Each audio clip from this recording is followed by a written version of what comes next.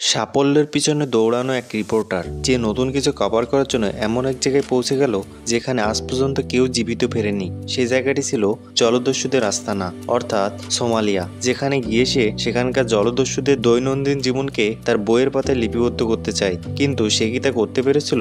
চলুন দেখা যাক। সালটা হলো 2008, লোকেশন আমেরিকা, আর লোকটির নাম হলো জে বাহাদুর, যে প্রতিদিন কেবল নতুন কিছু খোঁজার আর লেখার চেষ্টা করে। যখন সে সেই জিনিসটা পেয়ে যায় তখন সে সেগুলোকে লিখে বড় বড় ম্যাগাজিন কোম্পানিগুলোর কাছে বিক্রি করে দেয়, কিন্তু প্রতিবারই তার হাতে শুধু ব্যর্থতায় আসে। তার এমন মনে হচ্ছে যেন তার জীবন থেকে সাফল্য শব্দটি হারিয়ে গেছে। আর এই দুশ্চিন্তার মধ্যেই সে একদিন তার ঘরের বাইরে জমে থাকা বরফ পরিষ্কার করছিল, আর তখনই তার পা পিছলে যায়। সে সেখানে পড়ে গেল, এর ফলে তার ঘাড়ে মোচড় লাগে। সে অবস্থাতে ডাক্তারের কাছে পৌঁছালো, যেখানে তার পাশে তার চেয়ে অনেক বেশি বয়স্ক এক ভদ্রলোক বসেছিলেন, যাকে তার চেয়ে খুব বেশি খুশি ও চিন্তামুক্ত মনে হচ্ছিল। জে বাহাদুর এর এমনটাই মনে হচ্ছিল। যখন সে তার নাম বলল তখন সে হতবাক হয়ে গেল। আসলে এই মানুষটির নাম সেমার, যিনি একজন খুবই বিখ্যাত ও দুর্দান্ত রিপোর্টার। এটা জানার পর, যাকে জে বাহাদুর আইডল মানে, এটা জানার পর সেমারও কিছুটা অবাক হলেন যে আজকের যুগে কেউ তার কেমন ফ্যান হতে পারে। যাই হোক, এরপর দুজনেই নিজেদের জীবন নিয়ে কথা বলতে শুরু করলো। যখন সেমার জানতে পারলেন যে জে বাহাদুর একজন সাংবাদিক হতে চায়, তখন তিনি তাকে বললেন যে এর জন্য তোমার কোনো ডিগ্রির প্রয়োজন নেই, শুধু তোমাকে তোমার মনকে বড় রাখতে হবে, সাহস রাখতে হবে এবং জায়গাগুলোতে যেতে হবে যেখানে বড় বড় লোকেরাও যেতে ভয় পায়। তবেই তুমি সবার নজর আসবে, নয়তো তোমার আর আমার মতো আরো অনেক সাংবাদিক আছে এই পৃথিবীতে। তার কথা জে বাহাদুরের মাথায় ঢুকলো, তাই সে ফিরে এসে তার বন্ধুর সাথে দেখা করে। তাকে জানায় যে সে এখন সোমালিয়া যাচ্ছে, যাতে সেখানকার মানুষের সম্পর্কে জানতে পারে, তাদের জীবন কেমন কাটছে সেটাও দেখতে পারে। কিন্তু তার বন্ধুরা তাকে এমনটা করতে স্পষ্টভাবে মানা করে, কারণ সবাই জানে যে সেখানে সাংবাদিকদের সাথে কি হয়। কিন্তু জে বাহাদুরের বক্তব্য হলো যে এখন সেখানে গণতন্ত্র এসেছে, এমনটা জরুরি নয় যে নিউজে যা দেখানো হচ্ছে মাটিতেও ঠিক তেমনটাই হচ্ছে। পরিস্থিতি হয়তো বদলে গেছে, তাই আমি এখন সেখানে যাচ্ছি। সেই রাতে যখন তারা দুজনে একটি দোকানে ছিল, তখন টিভিতে খবরে বলা হচ্ছিল এইমাত্র একটি আমেরিকান যাত্রীবাহী জাহাজকে হাইজ্যাক করে নেওয়া হয়েছে জলদস্যুদের দ্বারা। এবার সত্যি সত্যি জে বাহাদুর এর একটু ভয় লাগতে শুরু করলো। যখন সে বাড়িতে গেল তখন তার ঘরে এই বিষয় নিয়ে চিন্তায় ডুবেছিল যে তখনই তার কাছে একটি অজানা নাম্বার থেকে ফোন এলো। ফোন তোলার পর জানা গেল এই কলটি সোমালিয়া থেকে এসেছে এবং যে লোকটি কথা বলছে সে জানতে পেরেছে যে কেউ এখনো তাদের মানুষদের জীবন নিয়ে বই লিখতে আসছে। তাই সে খুব খুশি হয়। যখন জে বাহাদুর জিজ্ঞেস করলো যে সে কে, তখন সে তার বাবার নাম জানালো, কিন্তু নিজের নাম জানালো না। আর তার বাবা আসলে সোমালিয়ান প্রেসিডেন্ট। এটা জানার পর সে খুব খুশি হয় যে এই কলটি হয়তো তার জীবন বদলে দিতে পারে। আর তার পরের দিন সে তার বাড়ির লোকদের এই বিষয় সম্পর্কে জানালো, যারা তাকে যাওয়ার অনুমতি দিল। জে বাহাদুর প্লেনে চেপে রওনা হলো, কিন্তু সরাসরি ফ্লাইট সেখানে যায় না, তাকে মাঝে একটি ফ্লাইট ধরতে হবে। যখন সেই ফ্লাইটটি ল্যান্ড হলো, সে বাইরে দেখলো যে সেখানে একজন সাংবাদিককে দাঁড় করিয়ে কিছু জলদস্যু তাকে গুলি করছে। এই দৃশ্য দেখে সে চিৎকার করে উঠলো, কিন্তু এটা ছিল কেবল একটি স্বপ্ন। এয়ারপোর্ট থেকে বাইরে আসার পর তার সাথে এডি নামের এক অনুবাদকের দেখা হয়, যে তাকে সোমালিয়া যাত্রায় স্বাগত জানায়। এডি এবার তাকে জিজ্ঞেস করে সে এখানে কি নিয়ে লেখার জন্য এসেছে। তখন জে বাহাদুর জানায় যে সে সামুদ্রিক জলদস্যুদের নিয়ে লিখতে চায়। তখন এডি তার কথা কেটে তাকে বোঝায় তারা নিজেরা এই নামে নিজেদের ডাকে না, কখনো কখনো তারা নিজেদের সমুদ্রের রক্ষক বলে এবং সবাই তাদের খুব সম্মান করে, কারণ তারা গরিবদের মধ্যে খাবার এবং টাকা বিতরণ করে।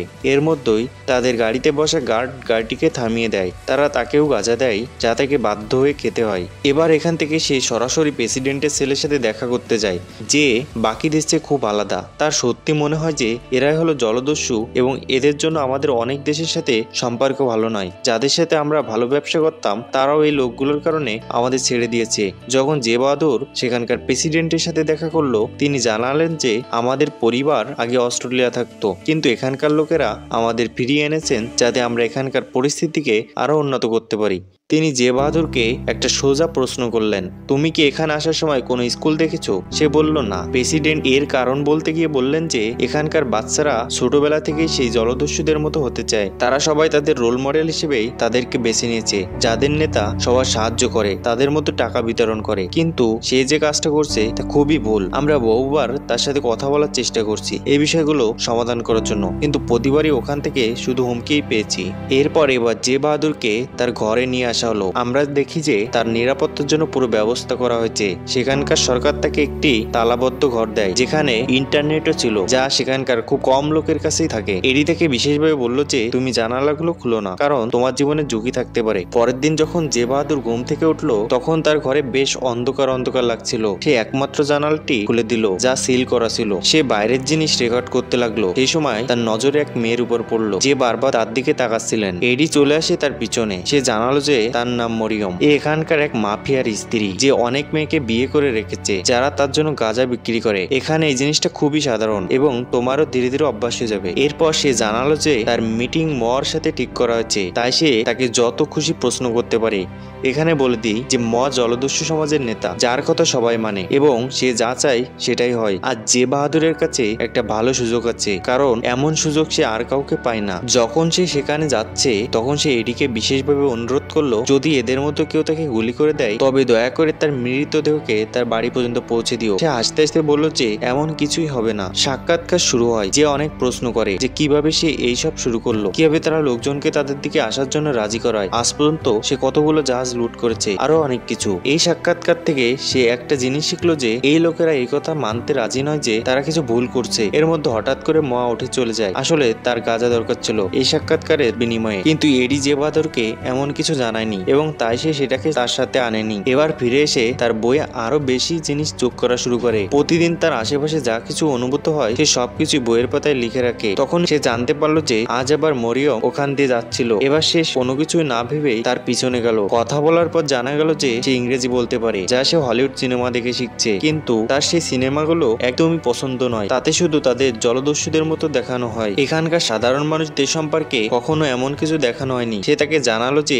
এখানে চারিদিক শুধু এবং শুধু তার সম্পর্কেই কথা হচ্ছে, কারণ সবার মনে হচ্ছে যে সে তাদের দেশের জন্য সেটাই লিখবে যা সে দেখেছে। তারা যা শুনতে চায় সেটা নয়, যা তারা সবসময় শুনে এসেছে। ফিরে আসার সময় যে তার জন্য গাঁজা কিনে নেয়, যার বিনিময়ে সে আজ আবার মহাজ সাক্ষাৎকার নেওয়ার সুযোগ পেল। এবার সে পুরো প্রস্তুতি নিয়ে গেছে, তাই এইবার তো সে সবকিছু জিজ্ঞেস করে নিল, যা আজ পর্যন্ত কেউ জিজ্ঞেস করতে পারেনি কোনো জলদস্যুকে। বিনিময়ে সে তাকে প্রচুর গাঁজা দিয়ে দিল। এবার ফিরে এসে এক মহিলার সাথে কথা হয়। সে আমেরিকার। সে আসলে তাকে একজন প্রকাশক খুঁজে পেতে সাহায্য করছে, যে তার বইটিকে প্রিন্ট করতে পারে এবং প্রকাশনায় তাকে সাহায্য করে, কিন্তু এখন পর্যন্ত সে কোনো খবর পায়নি। ধীরে ধীরে সময়ের চাকা এভাবে ঘুরতে থাকে। জে বাহাদুর এখানে থাকতে থাকতে 3 মাসের বেশি সময় কেটে গেছে। অনেক কিছু সে শিখে নিয়েছে এখান থেকে। এবার সে অনেক কিছু লিখেও ফেলেছে। তাই সে আজ তাকে জিজ্ঞেস করলো কোনো প্রকাশক পেল। তখন সে জানায় যে সে অনেকের সাথে কথা বলেছে, কিন্তু কারো তার বইয়ে কোনো আগ্রহ নেই। যদি সে তাদের জন্য একটি ফুটেজ বানিয়ে পাঠিয়ে দেয়, তাহলে তারা তাকে $1000 পর্যন্ত দিতে পারে, কিন্তু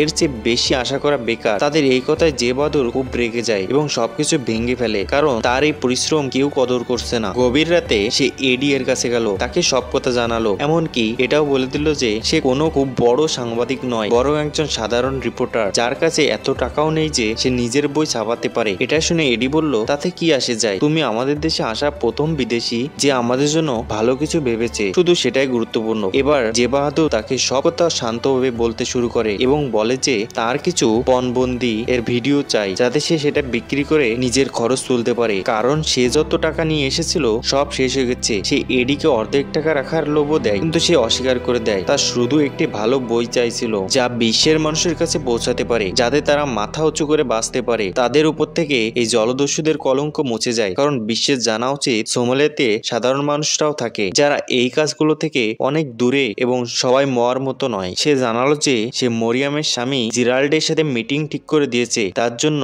কিন্তু এটা শুধু কিছু মিনিটের জন্য। এরপর হয়তো তুমি সবকিছু পেয়ে যাবে যা তোমার চাই। জে বাহাদুর খুব খুশি হলো। পরের দিন মরিয়ামের সাথে দেখা করতে গেলেন, যে তার সাথে কয়েক মাস পর দেখা করেছে। জে বাহাদুর তাকে জিরাল্ড সম্পর্কে কিছু প্রশ্ন করে। সে জানায় যে পারলে তার পোশাকের বেশি প্রশংসা করবে, তার নিজের পোশাক আশাক নিয়ে খুব বেশি অহংকার আছে। এডি এবার তাকে নিয়ে জিরাল্ডের আস্তানায় যায়, যেখানে তার কঠোর নিরাপত্তার মধ্যে জে বাহাদুরকে প্রশ্ন করতে হলো। আজ প্রথমবার তার মনে হচ্ছে যে তার প্রতিটি প্রশ্নের পর সে তার চোখের দিকে এমন ভাবে তাকাচ্ছে যেন এখনই সে গুলি করে দেবে। এই পরিমাণ আতঙ্ক ছিল এবং এই পরিমাণ প্রভাব ছিল জিরাল্ডের সেই এলাকায়। যাই হোক, কথার মধ্যে সে জানালো যে তার কাছে প্রায় 800 লোক আছে, যাদের সে বন্দি করে রেখেছে বা ধরে রেখেছে, যারা তার জন্য চোরাচালানের কাজ করে। সাক্ষাৎকারের কয়েকদিন পরেই জে বাহাদুর অনেক কিছু লেখে তার বইয়ে, কিন্তু একদিন এডি তার কাছে এসে বলল যে প্রেসিডেন্টের এক বন্ধুর জাহাজ জার্মানি যাচ্ছে, তাই তুমি যদি যেতে চাও ফিরে যেতে পারো। জে বাহাদুর রাজি হয়ে যায়, কারণ তার কাছে এখন অনেক কিছু ছিল লেখার জন্য এবং ছাপানোর জন্য। কিন্তু একটি সমস্যা ছিল, প্রেসিডেন্টের ছেলে তার নিরাপত্তা এবং সব ব্যবস্থার জন্য $1000 দরকার ছিল, কিন্তু জে বাহাদুরের কাছে এখন এক পয়সাও নেই যা সে তাকে দিতে পারে। তাই সে বলল যে সে যেন তাকে গিয়ে বোঝায়, একবার আমি আমার দেশে চলে গেলাম এবং আমার বই প্রকাশিত হয়ে গেল, আমি তার সব টাকা ওখান থেকে পাঠিয়ে দেবো, শুধু আমার উপর ভরসা রাখো। কিন্তু এডি এর জন্য তাকে বোঝানো খুব কঠিন ছিল, কিন্তু তবুও সে তার জন্য একবার চেষ্টা অবশ্যই করে। এডি এবার তাকে অন্য শহরে নিয়ে যায়, এই আশায় যে হয়তো সে আরো কিছু লোকের সাথে কথা বলার সুযোগ পেতে পারে। আর হয়ও তাই। রাস্তায় তার সাথে কিছু সোমালিয়ান জলদস্যু দেখা হয় যারা তাকে নিজেদের সম্পর্কে অনেক কিছু জানায়। তাদের মধ্যে একজন মহিলাও ছিল যে তাকে সেই স্কুলগুলো সম্পর্কে জানায় যা বন্যার কারণে ভেসে গিয়েছিল এবং তারপর কখনো তৈরিই হয়নি। তারা তার কাছে অবশেষে জিজ্ঞেস করেই নিল যা থেকে জে বাহাদুর প্রতিবার পালিয়েই বাঁচে। অবশেষে তার বইটির নাম কি? জে বাহাদুরের কাছে কোনো উত্তর নেই, তাই সে বলে দিল যে সে এখনো কিছু ভাবেনি। এরপরে তারা সবাই বন্দর পর্যন্ত পৌঁছে যায়, যেখান থেকে জে বাহাদুরকে নিয়ে যাওয়ার জাহাজটি প্রস্তুত ছিল। তারা সবাই এডি এর সাথে তো খুব ভালোভাবে কথা বলে, তাই জে বাহাদুর ভাবলো যে সে বাইরে গিয়ে তাদের শুট করে নেবে, যার বিনিময়ে সে আরো কিছু টাকা পেয়ে যাবে। কিন্তু যেই সে বাইরে গেল, সেই জলদস্যুরা তাকে বন্দুকের নলের মুখে নিয়ে নেয়। তাদের মনে হয়েছিল যে সে কোনো গুপ্তচর, কিন্তু এডি এর বুদ্ধিমত্তার কারণে তার জীবন বেঁচে যায়, নয়তো আসে তাদের শিকার হতো। জে বাহাদুরের বইটি প্রায় পুরো হয়ে গেছে, কিন্তু তার জন্য এটা বড় বিপদ ছিল। তাকে যে কোনো উপায়ে এই দেশ থেকে বাইরে বেরোতে হবে, কিন্তু সে এখন যাবে কিভাবে? সেই দিনগুলোর মধ্যে তার বাবার ফোন এলো, যিনি তার জন্য খুব চিন্তিত ছিলেন, কারণ সেই সময় ক্যাপ্টেন ফিলিপ এবং তার ক্রুকে বন্দী করে নেওয়া হয়েছিল সোমালিয়ান জলদস্যুদের দ্বারা, যার ফলে পরিস্থিতি খুব গুরুতর ছিল। কিন্তু জে বাহাদুর তাদের জানায় যে তার কিছু হয়নি, সে এখানে নিরাপদ আছে। কিন্তু আসল ঘটনা তো সে নিজেই জানে। আসলে যখন তাকে ক্যাপ্টেন ফিলিপ এবং তার লোকের উদ্ধার করা হচ্ছে, তখন থেকে পুরো সোমালিয়ার পরিস্থিতি খারাপ, এমনটাই প্রেসিডেন্টের ছেলে নিজে বলেছে, কারণ সেই পুরো অভিযানে 3 জন জলদস্যু মারা গেছে। তাই এই দেশের সব জলদস্যু আমেরিকাকে সতর্ক করছে, যদি কোনো শ্বেতাঙ্গ তাদের দেশে দেখা যায় তবে তারা তাকে সেখানেই মেরে ফেলবে। তাই প্রেসিডেন্ট এবং বাকি লোকেরা যে কোনো উপায়ে জে বাহাদুরকে এই দেশ থেকে বের করে দিতে চায়। কিন্তু জে বাহাদুরকে একবার শেষবারের মতো মরার সাক্ষাৎকার নিতেছিল, যাতে সে জানতে পারে যে এই হাইজ্যাকটি তার কোনো হাত আছে কিনা। কিন্তু এইভাবে বাইরে যাওয়া তার ঠিক নয়। তবুও এডি তার এই ইচ্ছাটি পূরণ করে দেয়। কোনো মতে সে তার সাক্ষাৎকার দেয়। কথার সময় সে জানতে পারলো মরার এতে কোনো হাতই নেই, তাকে অকারণে সরকার গ্রেপ্তার করছে, এতে জিরাল এবং তার লোকদের হাত আছে। তখন জে বাহাদুরের মরিয়মের কথা মনে আসে, তাই সে পুরো বাজারে তাকে খোঁজে, কিন্তু সে কোথাও দেখা যায়নি। কিন্তু এই সময় জে বাহাদুর কিছু জলদস্যু দেখে নেয়, যারা তার পিছনে কোনো বুনো কুকুরের মতো লেগে থাকে। ভাগ্যক্রমে সে কোনো মতে তার রুমে পৌঁছে যায়, যেখানে গিয়ে সে মরিয়মকে দেখতে পায়, যে সেখানেই ছিল। সে সবার আগে এটাই বলল যে এই সবকিছু যা হচ্ছে এতে জিরাল্ডের হাত আছে, তাই যত তাড়াতাড়ি সম্ভব এখান থেকে চলে যাও, নয়তো তারা তোমাকে মেরে ফেলবে। এতটুকু বলে সে সেখানে চলে গেল। জে বাহাদুর শুধু জানালা দিয়ে তাকে হাসতে দেখতেই থাকলো। পরের দিন খবর এলো যে জিরাল্ড সেই হাইজ্যাকিং এর পুরো দায়িত্ব নিল। তার লোকদের রক্তের বদলে সে 4 জন আমেরিকানকে মেরে ফেললো। তবুও জে বাহাদুর তার দেশে নিরাপদে যাচ্ছে। সে সেই 5 মাসে অনেক কিছু শিখেছে। জে বাহাদুর এখানে এসেছিল এবং জে বাহাদুরকে ওখান থেকে ফিরে যাচ্ছে, তাদের মধ্যে আকাশ পাতাল পার্থক্য। যেতে যাওয়ার সময় সে সবাইকে ধন্যবাদ জানালো, যারা যারা তাকে প্রতিটি মোড়ে সাহায্য করেছে। সে সবাইকে সালাম করলো এবং নিজের দেশে ফিরে গেল। এয়ারপোর্টে নামতেই তার কাছে হাজার হাজার মেসেজ আসতে লাগলো, যে লোকেরা তার সাক্ষাৎকার নিতে চাইতো। কেউ কেউ তো তার বইয়ের মুখ চাওয়া দাম নিতেও প্রস্তুত ছিল, কারণ সেই সময় আমেরিকা এবং সোমালিয়ার মধ্যে খুব উত্তেজনা ছিল। তারা যখনই কোনো আমেরিকান পতাকা সহ কোনো জাহাজ দেখে সেটা লুট করে নেয়। তাই সবাই চাই তাদের সম্পর্কে জানতে, কিভাবে তারা এই কাজগুলো করে। আর জে বাহাদুরের কাছে তো সেই জিনিসগুলোর ভান্ডার ছিল। এবার সে বাড়ি পৌঁছায়, তখন তাকে খুব ধুমধাম করে স্বাগত জানানো হয়, কারণ যে কাজ সে করে এসেছে আজ পর্যন্ত কোনো আমেরিকান সাংবাদিক করতে পারেনি। তার লেখা বইটি বেস্ট সেলিং হয়ে গেল। তাই সিআইএ তাকে আলোচনার জন্য ডাকলো, যাতে তারা জানতে পারে যে অবশেষে সোমালিয়ার ভিতরের পরিস্থিতি কি। জে বাহাদুর জানালো যে তারা শুধু এতটুকুই চাইছে তাদের জলদস্যু হিসেবে যেন না জানা হয়। তারা কারো ক্ষতি করতে চায় না, বরং